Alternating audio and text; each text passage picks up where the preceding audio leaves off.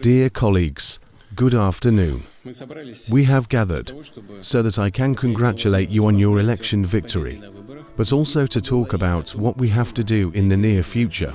The fact that you have received convincing support based on their results is obvious, both during the direct vote and during the election through the regional legislative assemblies. The election campaigns were held in competitive conditions and in all regions, and with high turnout, either the current leaders or those who perform these duties won. In other words, our citizens and voters evaluate candidates based on specific cases and results. And this is certainly a sound, responsible approach, an indicator of the maturity of the electoral culture and civil society as a whole. It is obvious that people expect to continue the strategic course of the country's development, that it will bring further changes for the better in their regions, hometowns, and towns. Of course, it is very important to justify this trust, to build our work on a daily basis, so that it meets the stated plans and expectations of citizens, and it is necessary to act with full dedication. I am sure you are guided by exactly such principles. In total, more than 5,000 election campaigns of various levels were completed on a single voting day.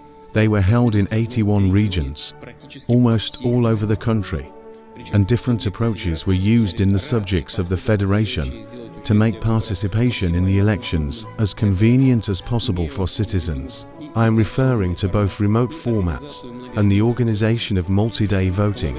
I believe that it is advisable to use such experience, taking into account the peculiarities of the regions. In the future, dear colleagues, of course, each region has its own specifics, its own current tasks, which are somewhat different from others. But it is precisely this diversity that is one of the strongest advantages of our country.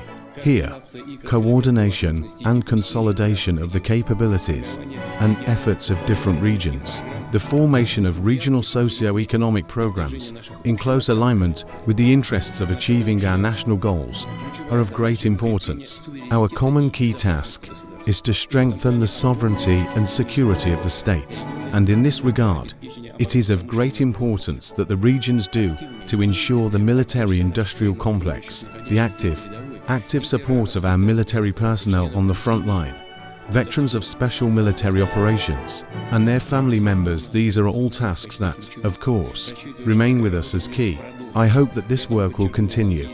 At the same time, I would like to emphasize that we have all the opportunities and resources to solve the tasks of the country's strategic development, to achieve positive changes, both in the economy and in the social sphere.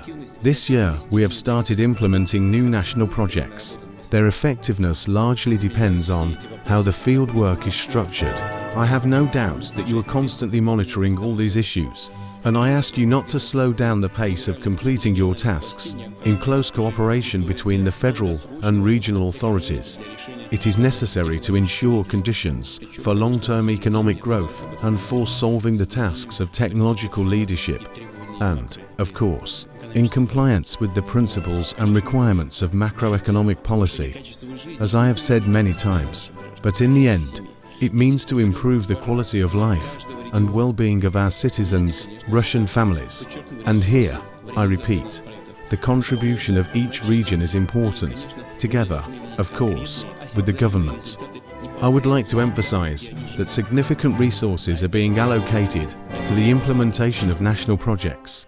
And of course, people should see concrete, tangible results directly where they live. And this is primarily the further renovation of schools, kindergartens, hospitals, clinics, the construction of roads and the development of public transport, and the improvement of housing conditions. In general, the creation of a comfortable, favorable environment for life, work, self-realization and leisure, and not only in the capitals of the regions, but also in small towns and rural areas.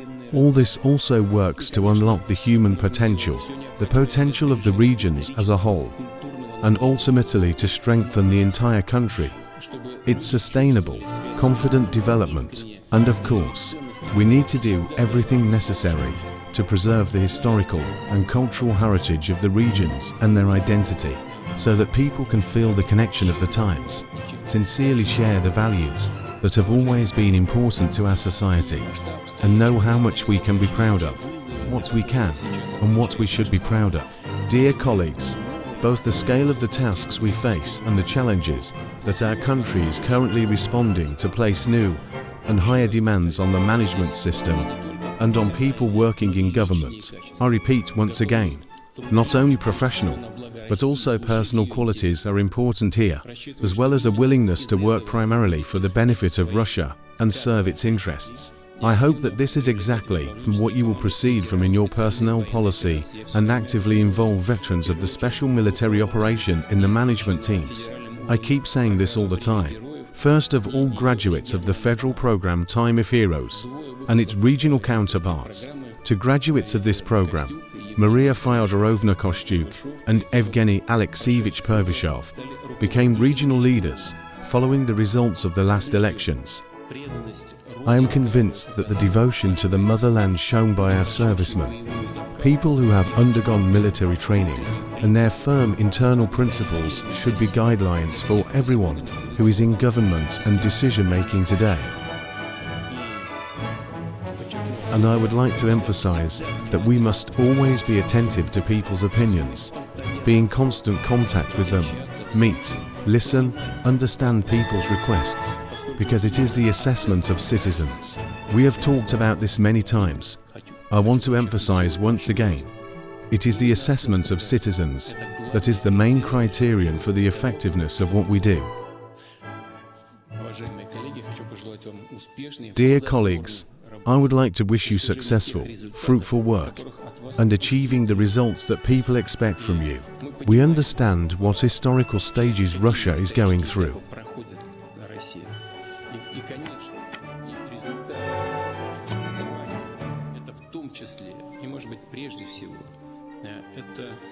And of course, the result of the vote is, and maybe, first of all, the willingness and desire of people to support Russia, to support their country, to support people on whom the state of the economy and the state of the social sphere depend.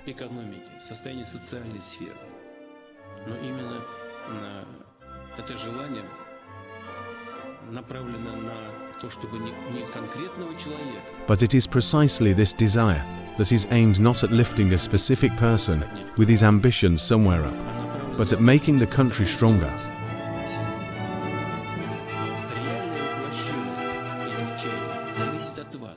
The real realization of these aspirations depends on you, and I really hope that with the understanding of this request, you will work for the benefit of Russia as a whole and for the benefit of those people who came and voted for you and expect results from you not only in the global dimension, but also in a specific region, in a specific city and the settlement. And, to be honest, I also count on this quality of your and our joint work.